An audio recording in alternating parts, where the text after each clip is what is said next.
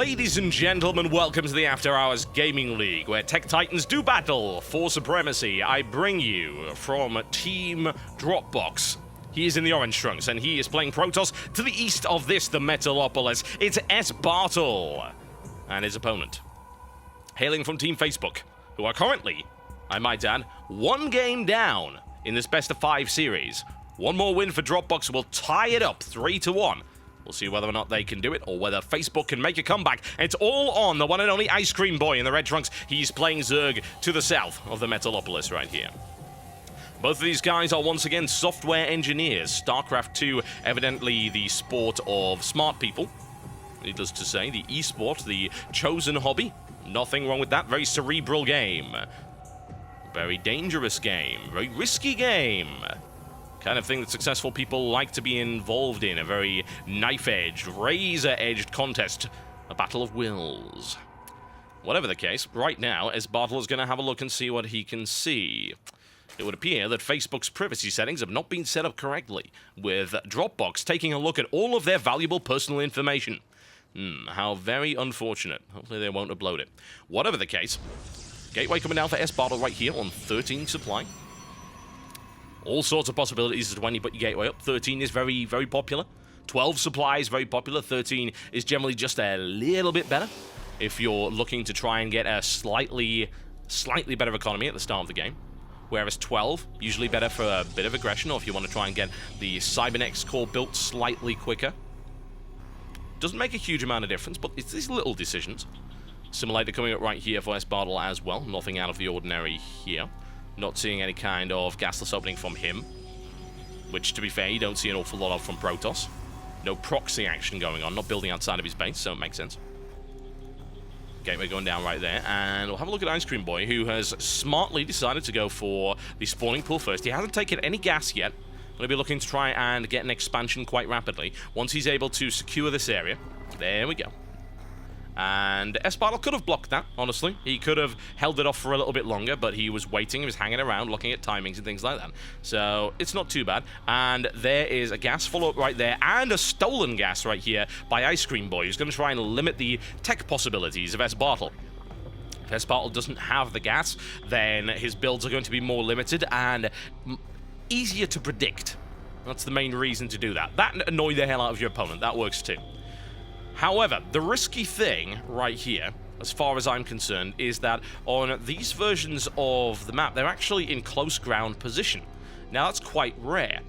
And the reason it's quite rare is that usually most of these maps prevent that from happening. In this case, Ice Cream Boy and indeed his opponent are going to be expanding towards each other, and bearing in mind this short rush distance, there's all sorts of possibilities.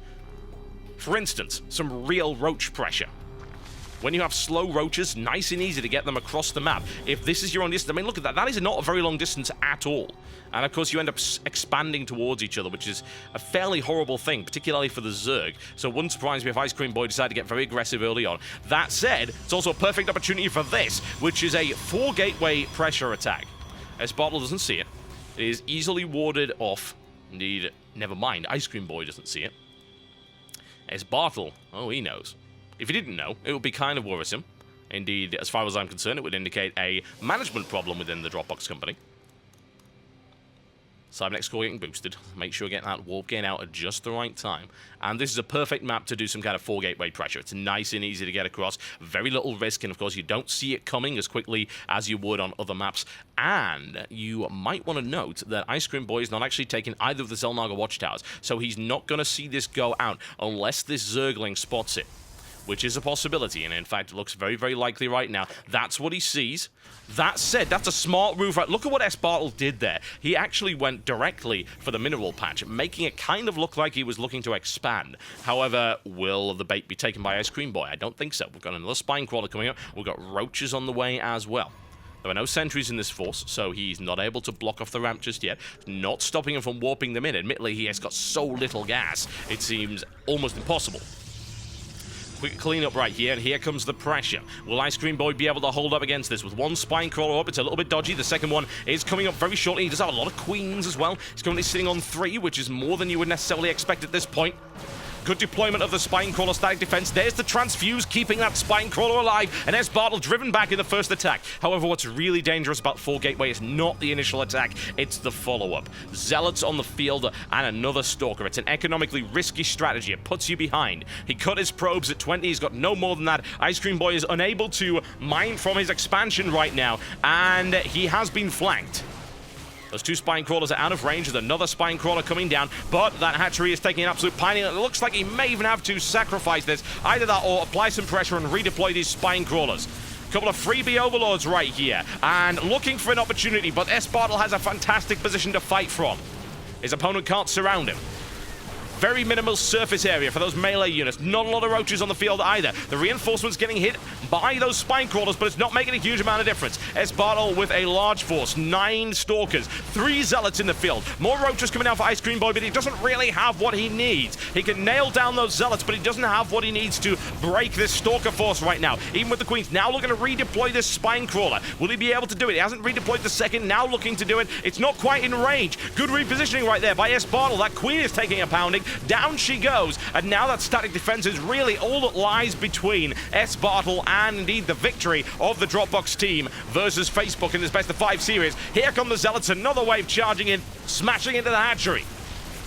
Minimal damage can be taken by that hatchery now. It is going down. GG, ladies and gentlemen. There you go. S-Bartle with a very nice 4 Gateway attack, exploiting his opponent's vulnerabilities, and indeed taking the series for Dropbox. That's 3-1 in this best of 5 between these 2 very well-known, very popular websites. There you go, folks. That's the After Hours Gaming League. I should be commentating a little bit more of that. If you want to check out more of the After Hours Gaming League, you can do so, and I would highly recommend that you do. You can see the logo on the screen right here.